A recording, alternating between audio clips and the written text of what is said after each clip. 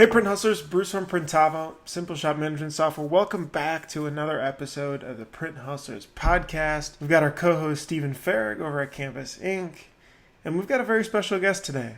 Out of New Braunfels, Texas, we've got Jody Redding, one of the owners at Redding Company. Thanks so much for being able to join us. Good morning. We got you up bright and early over there. Actually, no, you guys are on Central Time too, right? Central Time, same time, yep. That's awesome.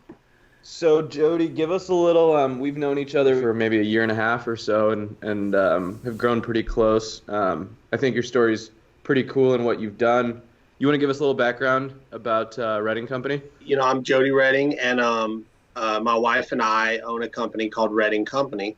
We started in December of 2017. Before 2 years ago, I had a corporate job. I was a regional sales manager for Nestle and did like a lot of medical sales and sales management stuff. In 2017, my wife and I, she was kind of doing some embroidery things out of our home, and we decided we're going to go for it. You know, start our own company. My wife brings a lot of trade experience with her because she did that out of our house for like 20 years, so just right at 2 years ago. Your print shop serves your local community, right? Right. You and you've got kids in college. This is almost like a second life for you guys a little bit, or? So we have 4 kids. One's in junior high, one's in high school, and 2 of them are in college. Not the best time to start a business, probably, you know, with all of this financial responsibility. You know, when we started the business in 2017, at the end of 2017, we wanted to start it debt-free. All of our equipment that we have is paid for. Our first year in sales, we did about $300,000 in sales. Our first year, which really in 2018 we didn't get started until probably after the first quarter because we didn't even have all of our machines here. And then in last year was our first full year. We did right about $500,000 in sales. Sweet, that's awesome. I think your story resonates with a lot of print shops. Is like we go to the trade shows. I see like the husband-wife duo a ton, and in the last couple of years, you own a Rock Auto, right? DTG, right. Embroidery. So these aren't small potatoes anymore, I guess. We want to bring you on so we can talk about pandemic stuff. Yeah, right. Even there's a world before March 1st, 2020, and there's a world after March 1st, 2020. Bruce and I are younger. We've got a lot of, time to mess up. You're someone who's, already have kids in college, have a family, right. You've worked the corporate job already. Let's dive into this before March 1st. How are you running your business? Whenever you start, we didn't know how to screen print. There was this giant learning curve for us on just learning how to screen print. Now, obviously, my wife brought a lot of knowledge with her on the embroidery side, so that was pretty easy. Screen printing, bookkeeping, organization, production, payroll, pricing, social media. Who's going to do artwork? Are we going to do artwork, or somebody else going to do artwork? We don't have an artist, So there's all this stuff that happens in that first year. As the business grew, we had to add other employees throughout 2018. We had to renovate our shop. We had to paint the walls. We had to physically do everything in that first 3 or 4 months before we opened up. We have a retail front that's about 1,000 square feet of retail that has like local New Braunfels items in it, and also like some stuff from the local high schools.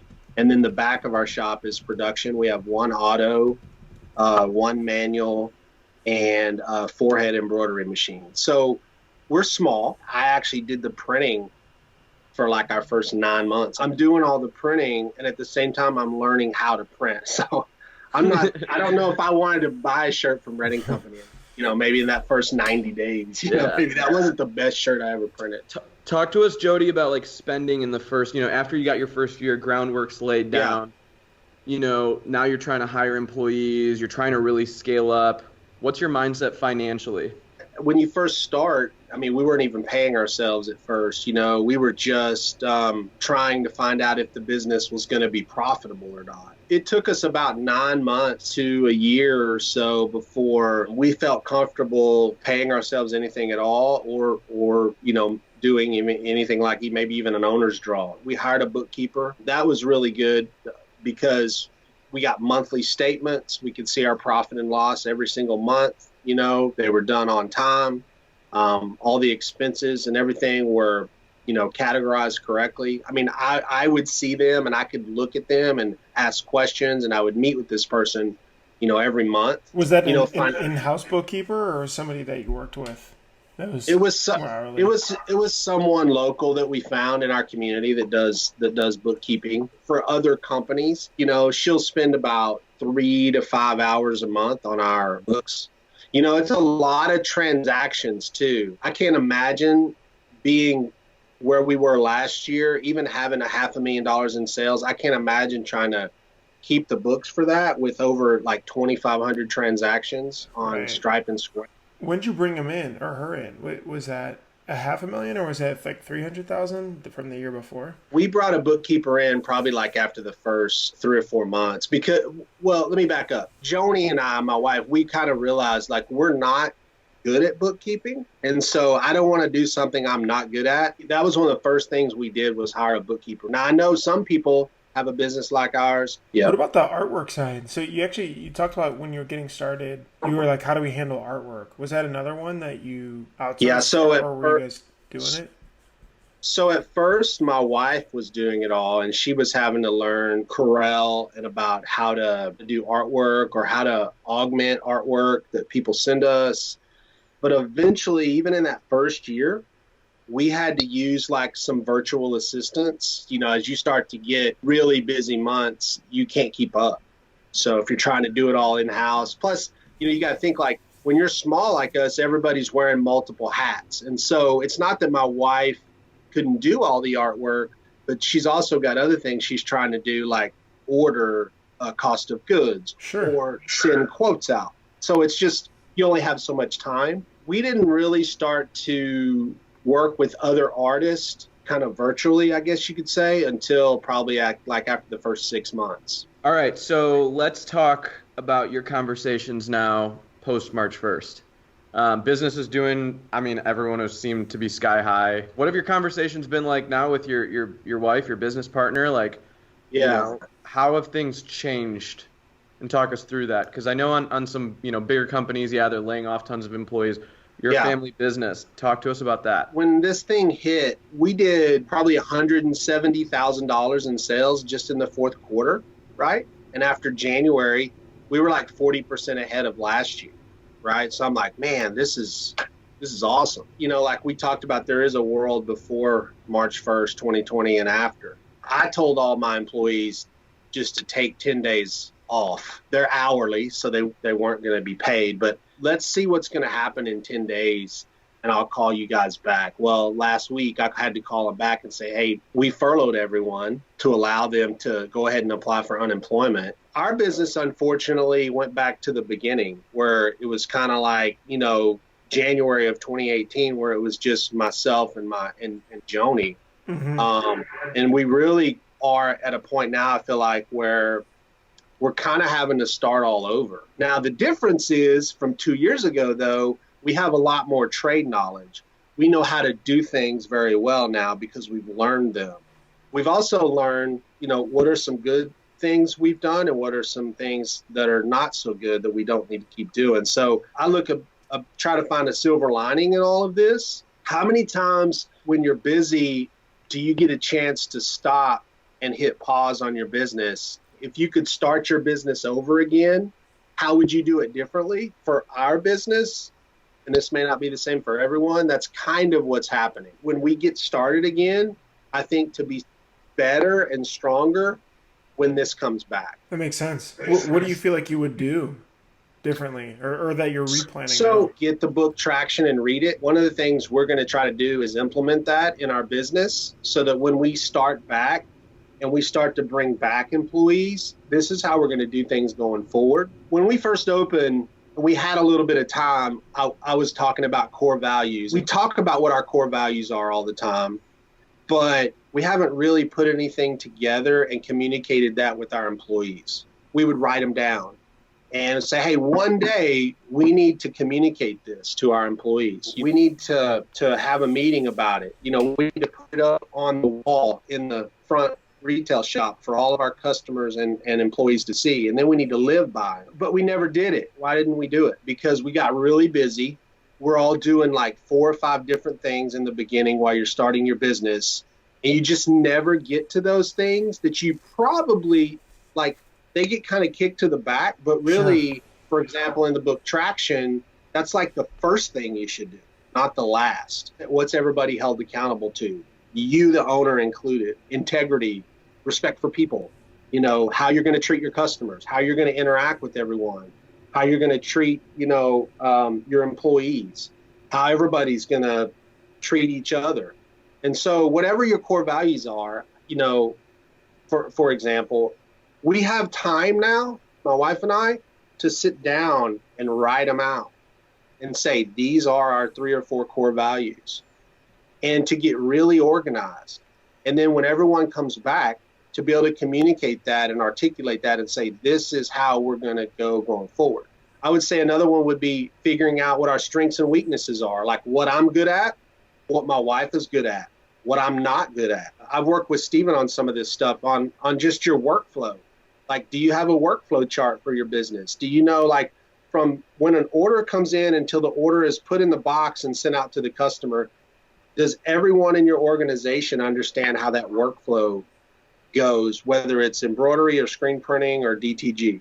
And so we have a workflow. Stephen's helping with the workflow. We've edited the workflow, but I don't know that I've communicated that with everyone. And I don't know that I've put something visually together so that everyone can see, because it's important for when you hire a new employee for them to know how a sale becomes something in the box at the end, right? So that makes sense. So I just think, like, out loud here, I'm thinking we have a lot of time right now to really get organized as a business. And so you have to use the time right now. If you're not producing things and you're not, you don't have sales, or maybe you're forced to right now. Like for us, I just got a note on my phone. Critical manufacturing in our community is the only manufacturing that can be open today. So we're not open, right? Well, that changed from last week. My wife and I are going to work on some of these things so that we're a more healthy or better organized company coming out of it. I love it. So, for you, it's not as, and what I'm hearing is like, and there's print shops out there that are doing a fantastic job fundraising and setting up online stores and stuff. That's not something you've talked about. And I know you guys do merch stores, you do all that stuff. Is that an afterthought for you? Is the sales not a priority right now? Because you kind of said, like, you didn't pay yourself for the first 9 months. So this is kind of just like back to ground zero a little bit. Do you feel like you need sales desperately? I know you guys don't have a lot of debt, but like, I'm sure there's a lot of businesses out there that are panicking. Like, I need to keep my presses moving. I need to keep my presses moving. And I'm seeing a completely different angle from you. So sales are very important. But right now, a lot of shops and for us, a lot of what's happening is out of our control. Last week, our little downtown association had a T-shirt that they wanted us to print and do an online store for. It was for all the local downtown businesses in New Braunfels that do like restaurants and bars and places that are, can't be open right now. We set up an online store and connected that to our website.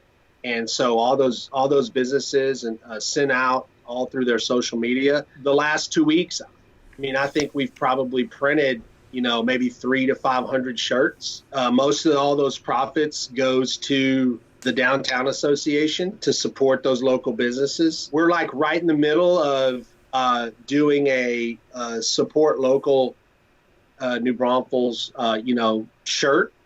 We just haven't rolled that out yet on our social media. We're trying to contact some of the heavier hitters in our community to add some credibility to it. So we are going to do that. On the other side, a lot of what's happening is out of our control. We literally went from, being 40% ahead of last year at the end of January till I think in the last 3 weeks, we've had 2 orders. It's not so much that we don't want sales. It's just our customers, schools and nonprofits and small businesses, they're just not open right now. So this is an unprecedented thing, right? And so I'm never going to be able to stop my business. It's unfortunate, I know. And to have this much time to actually dive in and look at my business from a financial, from an organizational, from a profitability standpoint. We probably should have done from the beginning, and we're having an opportunity to do it now. I think it's very just admirable and intelligent of you. And I was even thinking about it the other day because we're doing fundraisers, and I know there's amazing events, like print shops are doing some really cool movements. And as I was listening to something that Mark Kudre had wrote is, that's not going to last forever. There's going to be this initial wave of, hey, let's order shirts, support local business. Yeah. But that's not going to keep us afloat through all of this. As print shop owners, if we raise $10,000 for local business, that's fantastic. That's only 1,000-piece order, right? I mean, unless you've got them going across the country, eventually, I'm worried that it's going to slow down. And yeah, I think what I'm hearing from you is we're going to try that. We're going to do some things.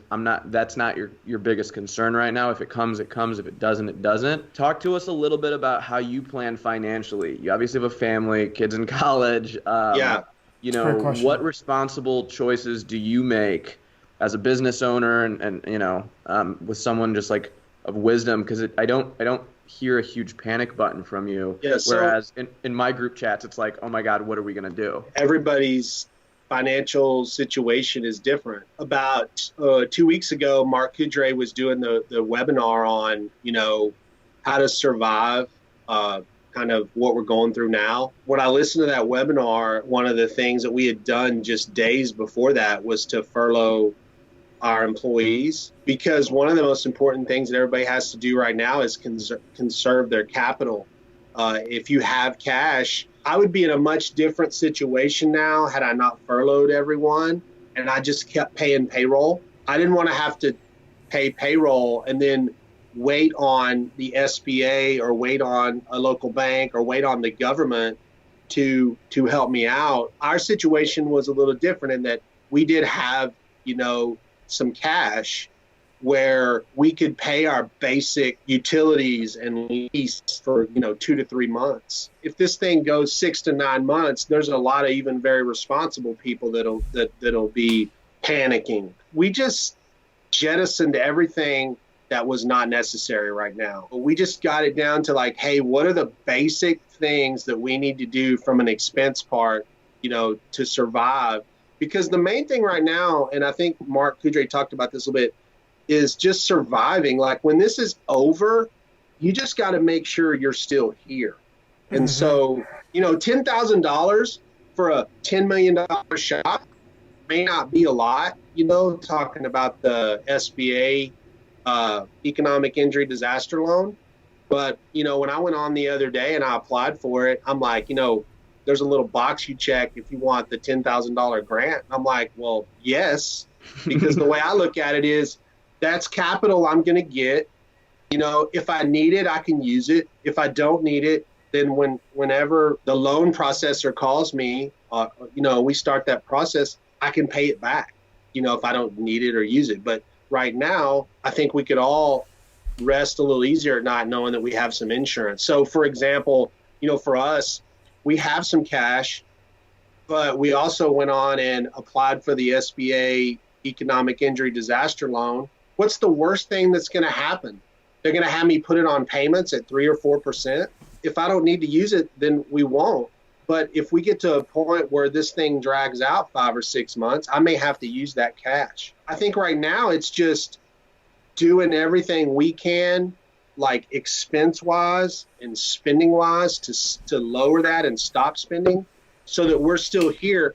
Because if I'm going to implement the stuff that the traction and the entrepreneurial operating system on the other side of this, and I'm going to get more organized as far as, financially when it comes to, break even, cash flow statements, profit and loss. One of the things that we talk about, and Stephen, you and I talked about this a little bit, but I never did it, is what are the 3 or 4 things that are out front, not like a profit and loss, that are driving sales? What are the key performance indicators that are out front driving sales? They're in front of sales.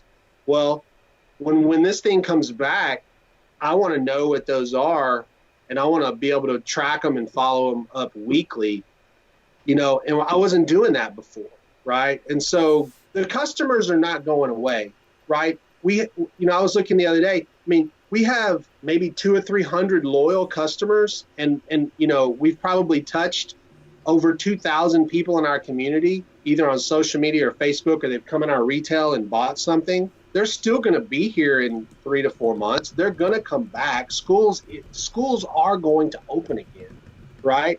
But when they do, I want to be a better, more organized, more efficient company. And I would not have had a chance. There's no way I would have had a chance to hit pause, as busy as we were, doing $500,000 in sales with only 5 employees, by the way, And so everybody's wearing multiple hats. Now, I will say there's probably shop owners that are not like us. Like, they're probably dialed into these things already. They run a tight ship. They're organized. They're dialed in, and they're doing things that they should be doing. What I'm saying in our example, when you first start especially, you're learning so much. You rarely ever have a chance in your second year. We were about $500,000 in sales. We were at like 20% profitability, okay? And there's a lot more so this is kind of how I look at it. From 500,000 in sales to $1 million, there's a lot of things that have to happen from a organizational perspective to get to $1 million. 500,000, you can be a little bit disorganized, and you can not have all your, T's crossed and I's dotted, and you can do that.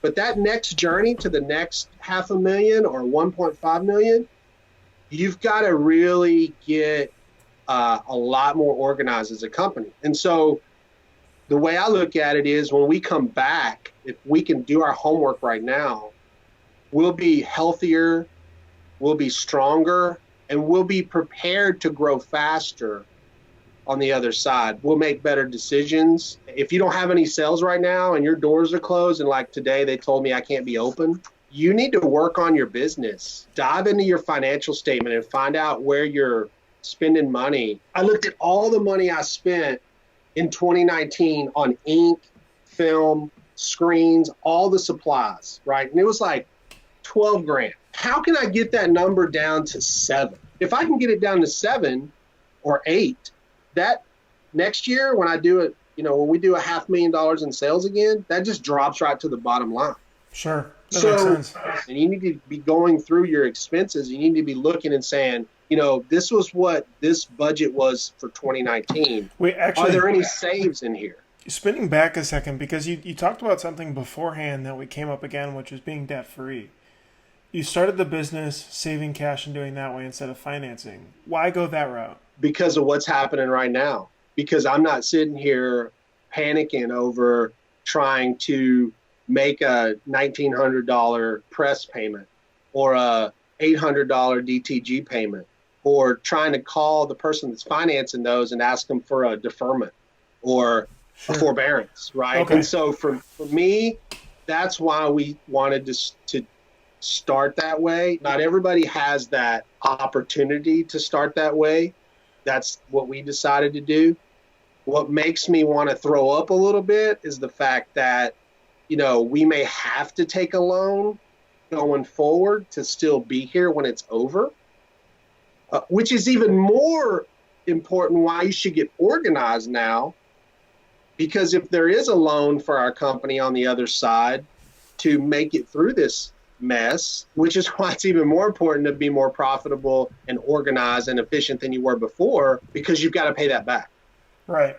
Yeah, absolutely. That's Did I answer the question, Bruce? No, I think that's spot on. I mean, it's interesting as what people's backgrounds are and what they think and how they want to use that money. Obviously, it was very good planning. And I know, Farrag, I think you guys did very heavy cash for quite a while as cash-only purchases.